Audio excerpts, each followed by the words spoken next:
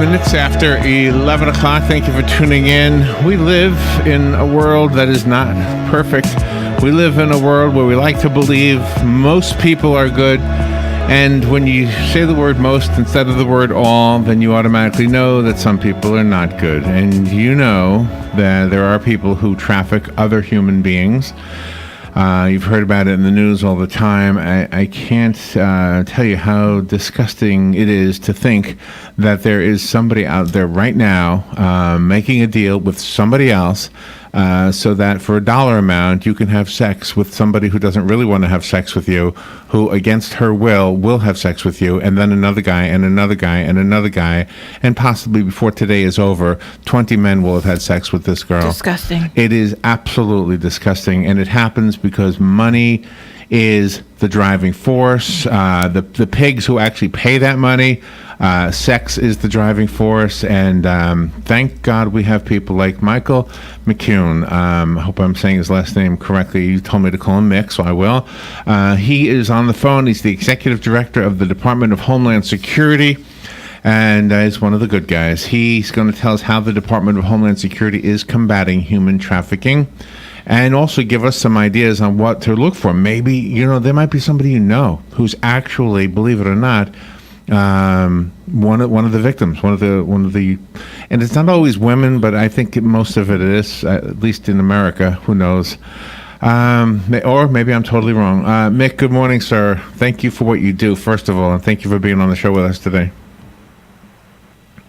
Well, thanks so much for having me. I greatly appreciate the opportunity. Where are you? I'm in Washington, D.C. How big of a problem is this in this country? It's a problem. It's a major problem, and it's something that we're seeing in all types of communities. It's not just happening in our cities and our suburban areas. It's also happening in rural areas as well. And that's really what we're trying to focus on, is so that all of the United States can kind of get an awareness to the campaign and get awareness to the issue and be the eyes and ears that we need to help eradicate it. There are a couple of programs I've heard about where they raise money and then the victims are bought as if they were slaves and then freed as if they were slaves. I don't know if that works or not, because the bad guy, ultimately the person you pay the money to, still gets what he wants, which is money. Yeah, I mean, there's all different types of scenarios, and that's why we call human trafficking modern-day slavery, because that's truly what it is. And these scenarios, don't only involve, sex workers. There's also domestic servitude, forced labor, and it also hits our children. Tell me some of the cases you've worked. Have you ever found somebody who had been kidnapped and the family was now so relieved to know that, oh my gosh, you went through hell, but at least you're home and alive? So I'm not law enforcement, and I do more of the awareness stuff, but I can talk to you about a couple of different scenarios that I'm aware of. And, there's, when you're dealing in just the most general terms of these cases, a lot of these victims think that they're in a loving relationship. They have a sense of belonging. They're going to someone who is offering them, not only love and affection, but basic necessities like clothing, a roof over their head, and some food. And when we're able to see them get rescued and go from that idea of being a victim to a survivor, that, sometimes it is that, their family did care for them, their family did love them, but it was just they were in a vulnerable spot at a vulnerable time, and someone took advantage of that situation. Is that description, would that description apply to every place in the world, or are there some countries where that's not the, like, did you just describe human trafficking in America versus human trafficking in let's say, the Middle East or something? Yeah, so I think so what you can see, too, is that there's also, this is where one of the things that we work on very diligently, is we don't want to conflate trafficking with smuggling. So what can happen is that people want to enter, illegally the United States or another country, and they pay a smuggler to get them to this destination. But then what we see is that your smuggler can become your trafficker. And then it's like that old idea of, owing yourself to the company store. all of a sudden you have a debt that you can never get yourself out of, and whether that's going to be through domestic servitude or forced labor or sex work, there's always that connection to the person, and you can't really escape it. And you have created the Blue Campaign. Yeah, so I'm the executive director of the Blue Campaign. It's been around for a little while. It was started in 2010, and with the idea that they wanted to make sure here at the Department of Homeland Security we had a unified voice for how we're working with human trafficking and combating that. So at DHS and across the federal government, you'll see a victim-centered approach, and that's the approach that we focus in on the victim and making sure that they're safe and secure and making sure that they have the access to the services they need to, get on with their lives when the appropriate time comes in. The other thing is that, recently, this is a nonpartisan issue, and I know that, you guys are there in Florida, and, I'm sure the version of DC you're seeing isn't necessarily its best version, but here I get to witness the best version of DC on a daily basis. We work across all the different forms of government, and on top of that, we were able to see the United States House and Senate unanimously approve the Blue Campaign Authorization Act, and the president signed it into law, so that we're going to be here for the time. It took an act of Congress, but we were able to do it, and everyone agreed that the Blue Campaign deserves to have this type of home here at DHS, and we're able to combat human trafficking on the long term. Okay, and so this is a very new program. Yeah, well, so this is a new evolution of it.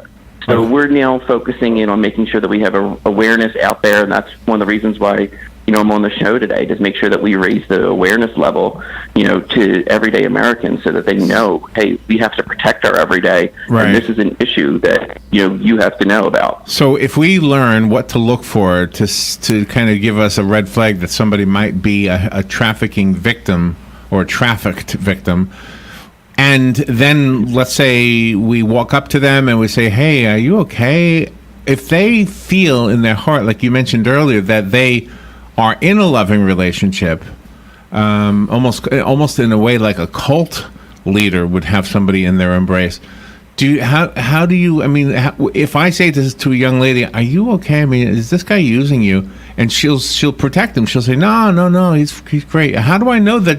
What's the truth? How do I know? So this is what I suggest to do. I'm asking, these are delicate situations that we can find ourselves in. So don't be the hero, be a do-gooder. And that's why it's so important to contact local authorities, whether it's your local police department or, going through one of the tip lines that we have available and letting law enforcement kind of handle it and taking a stab at it first, if you will. That, I think, is the most important thing, because what we're looking for from an everyday citizen is to do that gut check, right? Something doesn't feel right, and then kind of look at it and something doesn't belong. And then, there's other indicators as well that we can talk about, but I think those are the two big ones. And then for there, that's when you should start looking to making the contact with the authorities. We don't want to kind of put a red flag up to the trafficker and then we never see this person again. Oh, that's a really good point. And so who would the authorities be? Would it be the police, the sheriff's office, Homeland Security? Who do we call? Yeah, I think the best group to start with is your local authorities. If there's an absolute emergency right in front of you, you want to dial 911. If there's a scenario where this doesn't necessarily, if there's an absolute scenario where you're not necessarily sure where it is that you want to go, I think that's instead where you want to focus in on calling one of the tip lines. We have one that, that is readily available at 1-866-347-2423. And or visit one of the websites to kind of get an idea how to contact media, because contact the police, because it's really important, if you see something, to say something. So what happens to them? Let's use the girl who's being used as a prostitute example. Let's say you rescue her. What happens from that point on? Does she is she let out on her own? Okay, you got to find a job now. You got to go to an education. How do we as taxpayers try to make things right for somebody who had things going wrong for so long? I think one of the best things that we do is take this victim-centered approach. So there's multiple avenues and multiple non-government organizations and the government as well that are involved in the space to help, for lack of a better term, put people back on track, right? So one of the things that we do is that with this victim-centered approach is we take the situation and we focus in on the victim first. We make sure that they're safe, they're secure, there's a place for them to stay, and we have, through Homeland Security, we actually have victim services providers that will go in and they know how to deal with victims of trafficking they're so well trained that they're able to kind of talk them through the situation, be able to delicately get the information out that they need to help the criminal investigation on this, but also are able to help guide them to feeling to a place of security that they might not have been able to do. Because like I said before, there's so many things going on with them, right? Yeah. They thought they were in a loving relationship, and the reality of the situation is they were being used. They're being used. So there's just a ton of emotion going in, and they're dealing with all those different things at the same time. And that's where really we have some great public servants who are able to navigate those waters in a way that puts the victim first and helps them get their life back. I know you probably have to run, but real quick, are the traffickers ever women? I mean, do the women who are being used as prostitutes ever have a woman who's actually their what do you call the trafficker person? Well, sure. I think that this is a crime that knows no discrimination. It doesn't know age. It doesn't know race, religion, or anything of that nature. And so you can have, they can be, I'm trying to think of the word right now, unfortunately. They can pretty much be recruited by another female, and what they think is their, as a friend becomes a confidant, pretty much a gateway to a personal help. Wow. I appreciate the work you're doing. Thank you for taking time out of your day to tell us about it. For those who want to know more about the Blue Campaign or about the work that Michael does or Mick does at the Homeland Security Office, give us a phone number, a website, or both.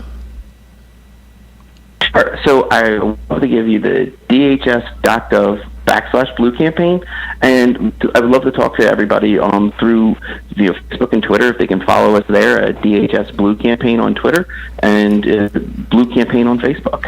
Okay, Mick, thank you for being on the air with us today, and thank you for the good work you do. Well, thank you so much. I appreciate it. All right, we will take a little break. We'll be right back.